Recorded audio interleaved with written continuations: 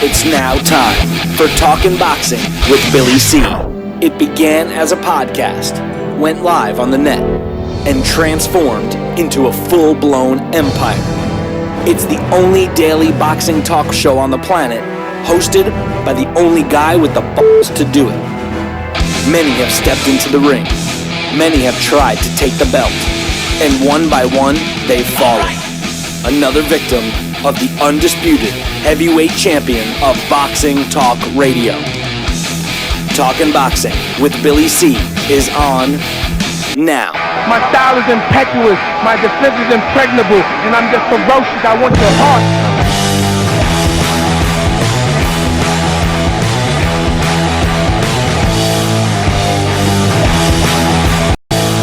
We're coming to you live from the Billy C Studios in Lake George, New York. I'm Bill Calogero, and it's time for the Billy C Show. Good morning, good day, good evening, whenever you're watching or listening. Yes, for the live viewers, waiting and pounding on their keyboards, wondering where the hell we are. Late start this morning because of some system updates. You know, we've become so smart that we're stupid. You know, everything is happening automatically, and well, it happened to me this morning. So anyway, today's show is being brought to us in part by Sal's Neighborhood Pizzeria and Italian Restaurant located on beautiful St. Simon's Island in Georgia. Check out the website, www.salsneighborhoodpizzeria.com. We'll give my man a call, 912-268-2328. 912-268-2328. I think that's his number. Today's show is also being brought to us in part by my book, Tom Molyneux, From Bondage to Baddest Man on the Planet. It's available right now where all good books are sold. You can literally get a copy of it while you're watching the show right now. Just go to barnesandnoble.com or amazon.com. Looking to get a signed copy? Don't worry about it. Just visit our website, www.billycboxing.com, and click on the book and follow the directions. Coming up on the show a little bit later, we got Dax Khan. He'll be joining us with some thoughts. Here's the thing. Today, yesterday we were back from being away for a little bit. And today, my main topic, and for all the YouTubers out there, I know you guys missed the first portion of the show yesterday, but you can thank YouTube for that. But the bottom line is this. You know, a lot of stuff has happened over the last week. One major issue was that Vladimir Klitschko decided to retire, which I agree with. I thought that, you know, he's been there, done that, accomplished everything he needed to accomplish in the sport of boxing, dominated the heavyweight division for almost a decade, and hey, age finally met up with him. Father Time is undefeated, and you know, we as boxing fans got treated to a great event between Anthony Joshua and Vladimir Klitschko. Pretty much, I think it really turned the sport around, to be honest with you, because you know what they say, as goes the heavyweight division, so goes boxing. And then we were waiting, and it was almost a done deal that the fight was going to happen, a rematch. Vladimir Klitschko had that in the contract, and he decided late last week that he was going to just stay retired. Therefore, Anthony Joshua can now fight whoever. And immediately upon Vladimir Klitschko's retirement, the WBA, which is one of the belts that Anthony Joshua holds, ordered him to fight Luis Ortiz, who's been waiting around as the mandatory title challenger. Now, Ortiz was associated with possibly fighting Deontay Wilder a month or so ago. You remember Deontay Wilder. He's the guy who pounds his chest, says he's the best, and hasn't fought anybody yet. And then you have the IBF, who is possibly forcing Anthony Joshua to take on Kubrat Pulev, who also has been patiently waiting for his shot. Here lies the problem with all these friggin' sanctioning bodies. You know, a sanctioning body orders a fighter to fight so-and-so, their number one challenger, who may not be the best fighter available in our eyes, the boxing fans, but the fighter has to fight this slug because, and I'm not referring to either of these two, but I'm just in general, they have to fight the guy in order to keep the belt or give up the belt. Then you have this plethora of fighters fighting for the belt, etc. Well, lo and behold, along comes Deontay Wilder. claiming that he wants to fight Anthony Joshua, calling him out. And I say this, Anthony Joshua is the guy that Deontay Wilder should fight. I say Anthony Joshua versus Deontay Wilder now to close out 2017 is the fight that we need. Not only is it the fight that we want to watch as boxing fans, it's clearly the fight that we want to see. There's no question about it. Deontay Wilder could prove a lot of stuff in this fight, should he perform well or even win, and Anthony Joshua would separate himself from the rest of the pack. I say that it's critical that we have that fight, Anthony Joshua versus Deontay Wilder, sooner than later. Joining me right now from beautiful St. Simon's Island in the state of Georgia is my man, Sal Rocky Senecola. And Sal, I know we've talked about this many, many times. What's your thoughts, man? Is this fight ready to roll now or what? Is it still brewing or cooking? What do they say? Simmering? Do you follow the sport? Do you follow the sport at all? I'm starting to. You know, it's very intriguing. I thought, you know, when the last time I followed, they were fighting with these gloves. I think they're called castanets. They actually had, you know, this leather-bound, studded, you know, it was unbelievable. But that's the last time Rip Van Winkle saw those fights. I'm teasing. Hey, listen, that's a great fight. I do have some questions. Being retired as a fighter and coming back, did Vladimir Klitschko say any statement at this time why he changed his mind to not execute his rematch clause? Because I don't know if that's going to come back to haunt him one day, but I'm just curious because that's a big thing to walk away from $20 million in a rematch. What has he got left? What has he got left to prove? I mean, first of all, the guy has made in his career he's made close to $400 million. All right, he's a smart guy. He has set up. He's got the promotional company tied with his partners and stuff. And I mean, the guy.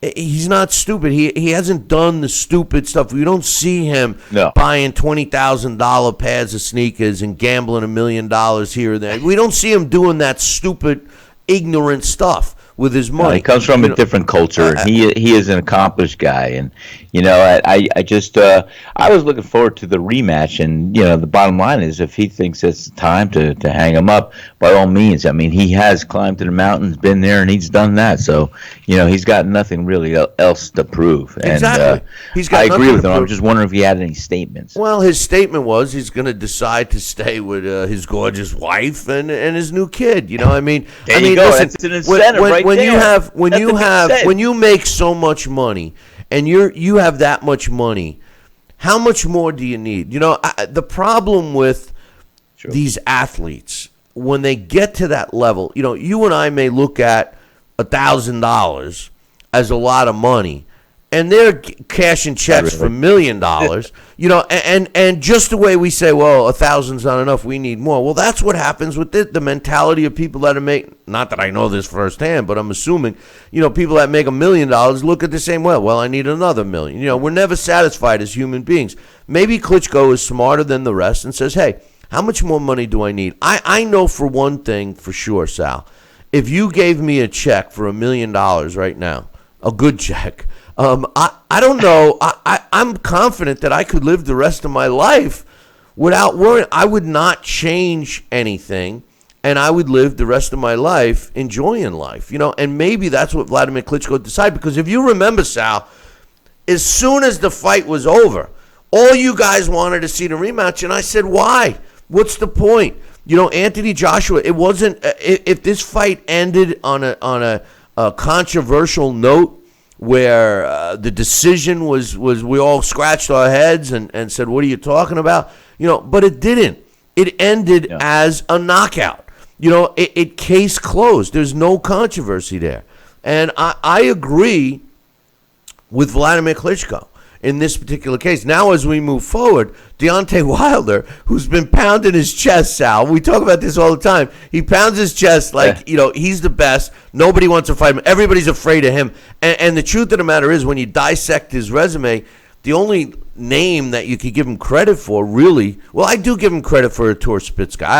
I thought that was a good win against a fighter probably better than Stavern. But the truth of the matter is Stavern's the biggest name on his resume, and now he's so-called supposedly has called out Anthony Joshua. I say let's make that fight. Let's make the fight because that fight could really you yourself, Sal, have been talking about 2017 being a great year for boxing. Reboot year, yep. Well, how much better could it be if we close it with that fight? Billy, you have hit it on the head. That's the definitive fight. That is the only fight that I would really care to see in the heavyweight division for the championship right now. And, with Vlad out of the picture, I think the Deontay Wilder, Anthony Joshua is a natural, is the most recognized fight and the most demanded fight that I think good fight fans would want to see before the end of this year. And I agree. And you know what? I love Anthony Joshua. He shows it all. But you know what? It's not going to be a layup for him. I think Deontay Wilder, like I said yesterday, here's a guy. He's pounding his chest. He's doing what he believes he can do. And, maybe this time he can rise to the occasion and he can put up a good fight. And he's got those long arms, that boxing skill, and we'll see what happens. I think it's going to have to boil down to the chin and some defense, and we'll see what happens. Well, but I'm excited, man. It's the greatest fight of this year, maybe. Second. Well, here, Deontay Wilder said, he's officially calling out Joshua, and basically says, I don't, and this is how I love the way these guys speak. I think it's English, but he says, I don't want to hear nothing about no mandatory or sanctioning bodies. I want to make the fight. Let's make it happen. Listen, the truth of the matter is I believe, and I'm not BSing here, Sal. I believe, not that I do, but I believe that Deontay Wilder, in his mind, believes he's the best heavyweight out there. I do too. And I respect him for that. I do. Because the first thing in becoming successful as a fighter, you got to have confidence, and you got to have the willingness to step in there with anybody. And I truly believe that Deontay Wilder has it. I also truly believe that his team knows it ain't true. And his team is trying to squeeze Deontay Wilder for every nickel they can. And the way to do that is the path that he's been on. And like we've all said many times, a lot of us know that he hasn't really fought anybody. Although he looked good against Stavern, he did demonstrate that he can use a jab and use distance correctly. He used his feet. I mean, he looked good in that fight. Never looked as good again against anyone else because he's always headhunted. I think that they should make this fight. I would be shocked if the IBF and the WBA gave them any problems. And if they do, Sal, as a fighter, a guy, now I'm talking about Anthony Joshua, a fighter who's accomplished what he has in the short period of time that he has, and holding the belts that he has. I'm saying a lot of houses today. And, at least not there's a lot of houses. There's a lot of houses and a lot of hazmats. A lot of hazmat or hazmat. But as long as it's not a hazmat. But anyway, that's another story. But, the truth of the matter is. Hazmat will travel. The truth of the matter is I think that this fight is so important to boxing. And I also believe that the true boxing fans know that the belts they don't mean shit. The truth of the matter is the two top heavyweights right now, and we could sprinkle in Luis Ortiz, we could sprinkle in Joseph Parker, we could mention those guys' names, but the truth of the matter is the two top dogs in the division, whether you think they're qualified or not, right now, as of the retirement of Vladimir Klitschko, is clearly Anthony Joshua and Deontay Wilder. So even if the IBF, which I think would lose their own credibility, and the WBA, which has no credibility, to strip Anthony Joshua if he chooses to take on Deontay Wilder, I say make the fight. I say that fight is worth it and worth it now. What's your thoughts? I agree with you 100%. You know what? We've been talking about it, and we've seen each fighter come up and be tested where they can. But right now, they are self-proclaimed in the status and in the position to be recognized as the best fighter, the best heavyweight champion out there. So which better way to eliminate that and have no questions is to have these two combatants meet in a squared circle and duke it out for 12 rounds. Wish it was 15, but hey, let's do 12-round heavyweight championship of the world, and I would love to see that fight. And hopefully we'll see it before the end of the year. Well, let me put my business hat on. I want to see your business hat. My business hat is on. Now, there you go. If I'm Deontay Wilder's team, I look at this two ways. Number one, they're trying. If my assumption is right, they're trying to cash out, and they're trying to get as much money as they possibly can. All right. So with that said, they, meaning Deontay Wilder, by going right to Anthony Joshua, could get them the most money for his next fight. You follow me?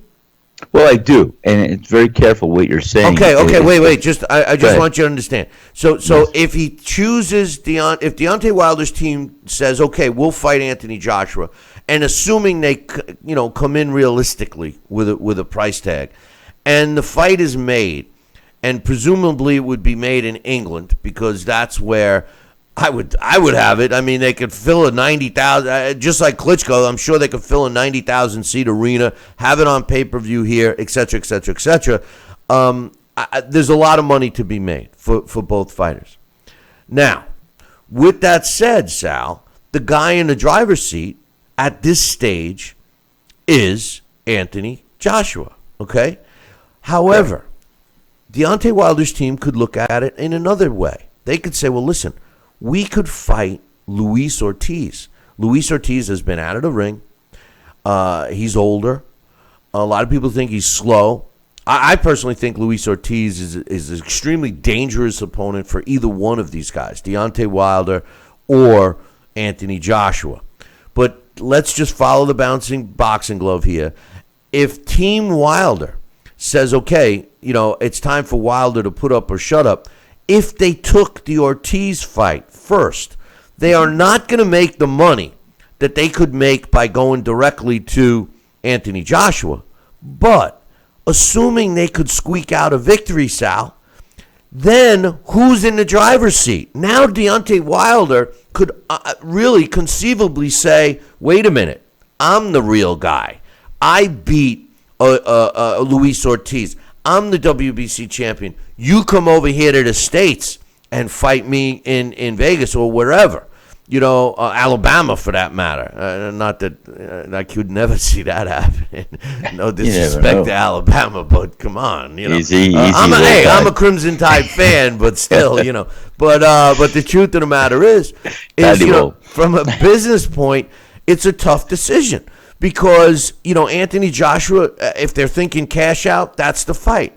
If they're thinking our guy is better than Billy C thinks, let's fight and beat Luis Ortiz, then negotiate a fight with Anthony Joshua. What's your thoughts? My thoughts are this. As we saw not too long ago, a guy that should have made his comeback and his whole sole purpose for a comeback for the rematch against Floyd Mayweather was Manny Pacquiao. And he did the sidesteps, did the secondary, tertiary, went around about, and that fight will never happen now because he lost to Jeff Horn. And my idea right now, if we were to see Deontay Wilder go into a fight with Luis Ortiz before the Anthony Joshua fight, there's no guarantee there. Like you said, Luis Ortiz is a very dangerous opponent. And there's no guarantee win there. So I would say let's direct, go straight to the top, and bypass and maximize the revenue you can, and go for the heavyweight battle between Anthony Joshua and Deontay Wilder. That's the fight that I would take if I was in his seat. And as you said, it's a big money fight. And you know what? You probably would see it at either one of the three places, over in London or Vegas, because Joshua wants to be showcased in Vegas. I know he's dying to. I don't know if this would be a fight he'd want to do it, but or even Barclay. But I think Vegas or London would be the best place. Yeah, and I want to see this fight. I think that would be my strategy here. I think they could bypass Luis Ortiz, and you know what? If Ortiz is going to be hanging around enough after these guys are dubbed, one of these guys dubbed the champion, then Luis Ortiz could be the first or next opponent for them to defend their title.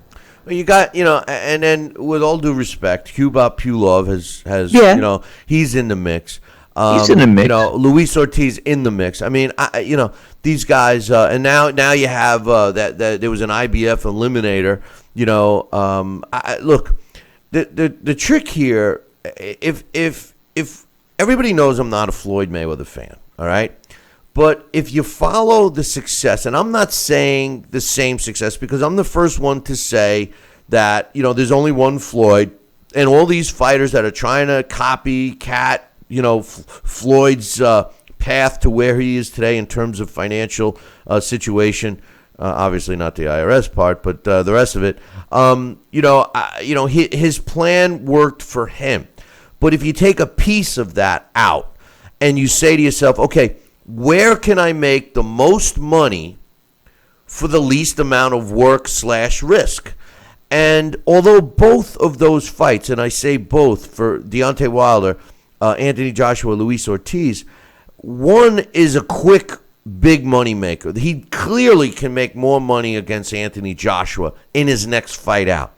And you know this business, Sal. Any fight could be your last. Any fight. You could go in you could go into the gym and spar a guy that was brought in just to help you work on defense, and next thing you know, you take a shot that ends your career in the gym.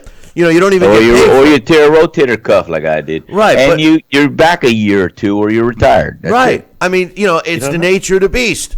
So so you look at it like that, and yes, you could, if you have a lot of faith and you have a talented fighter, you could say, okay, well, if we roll the dice here, we take a fighter like Luis Ortiz, we beat him. Now, instead of making $3-5 million, maybe we make 10 or 15 to fight Anthony Joshua. It's a huge risk, but a huge reward. But I think I'm with you. I think that, and I said it at the beginning, I think that the smart move for Deontay, because an Ortiz fight might be there anyway. He might be able to get Ortiz. If he loses to Anthony Joshua, it's not going to be the end of the career of Deontay Wilder. And he could learn a lot from fighting Joshua. And listen, let's face it. If he beats Anthony Joshua, the guy is clearly in the driver's seat, man. He's set. He's clearly the best heavyweight out there because, in my opinion, Anthony Joshua is the best heavyweight on the planet right now. So, it's a tough decision. But in either way, I think the fight has to be made. I think that Deontay Wilder, Anthony Joshua should not only be made, it should be made for the end of this year. I really believe that. And the argument on Deontay Wilder's side, Sal, is going to be, he's been out. He had the injury. He's been out. He's going to need a tune-up fight, so they're going to feed him another guy. I remember my prediction was his next opponent was going to be Adam Kownacki, but and he's not even an easy fight because he takes such a beating. But I say make Deontay Wilder fight Anthony Joshua now in England. And by the way, just to comment on your comment, I think the fight should clearly be in England. England has carried boxing on its back. Yes, I'm an American, but let's call a spade a spade. England is where all of the best matches are happening. The fighters fight each other. It's a different mindset over there. And I'll tell you the truth, Sal. I wish we could do this show for at least a week out in England. I would just love to be able to interact with the English boxing fans because me too. I would love to. They're so passionate, right? They are. Bill, that would be one of our dreams come true, to get out there and to do that and have a few pints of beer with Johnson and the crew. That would be fantastic. And I'll tell you what, I'm excited about this fight. And you know what Deontay Wilder also has, what these guys could both have in their favor? and why it makes a monetary sense as well, there's always that rematch clause. I mean, they could parlay a rematch. Aside from a fight going past 3 rounds, whatever happens in this first fight, if they do make it, a rematch clause is going to guarantee him another $10 million or whatever. So I think it's a smart move for Deontay Wilder's camp to make that fight. Yeah, no, that's a good point. And you know something? One thing that I left out is this, and it's something we saw with the Klitschko brothers. The Klitschko brothers dominated the heavyweight division for all those years. And I used to say this when, for anybody new to this show, we've been doing this show 14. We're in our 14th year. And back when the Klitschko brothers were controlling the heavyweight division, I pointed out that they both had developed very well, I should add, proficiency in punching and delivering their punches to fighters that were smaller than them because they had such a big size advantage. But over the last several years, that's changed. We've seen a lot of bigger guys coming in. Anthony Joshua is one of them. And when Klitschko fought Tyson Fury, it was really the first time that he was fighting a guy that was actually bigger than him.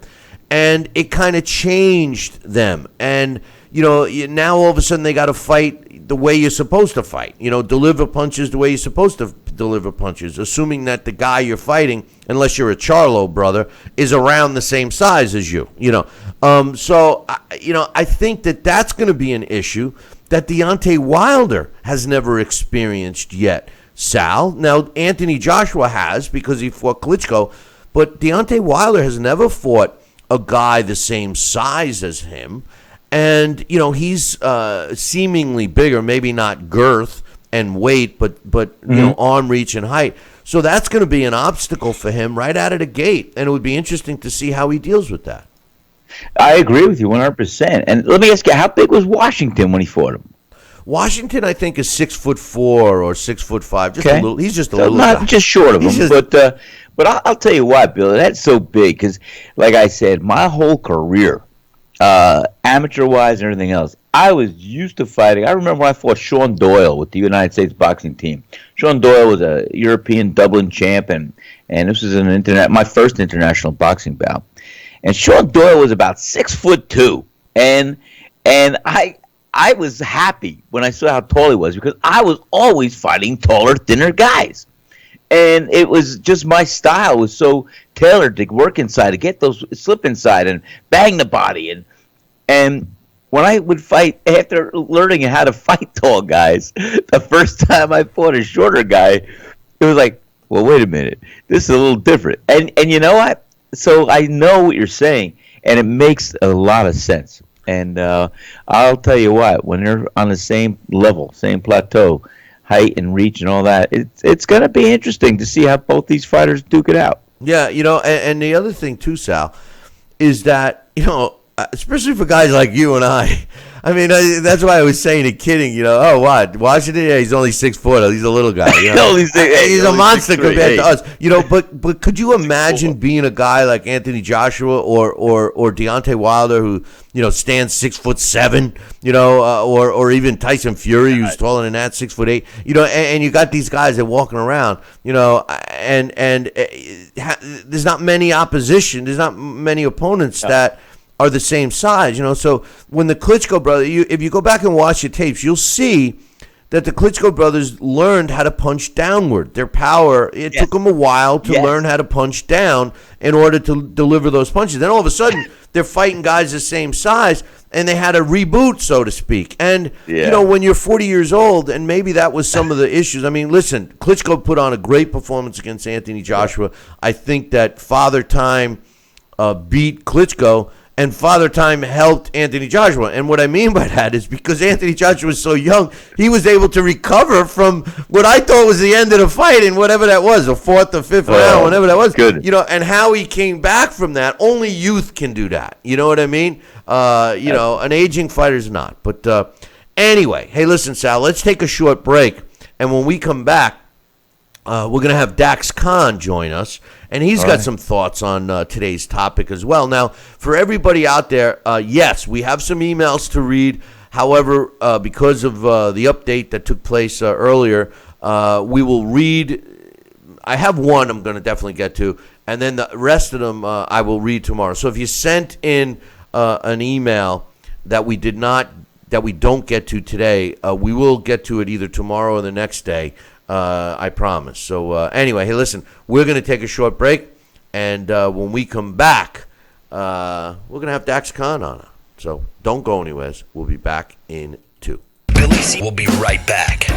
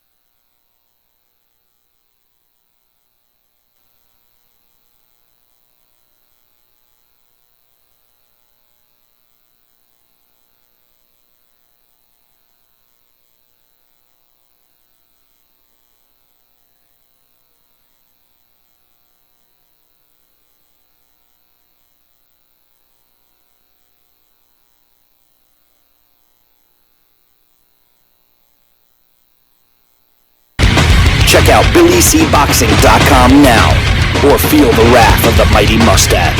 Oh, that hurts! Why are you doing that to my face? I hate you.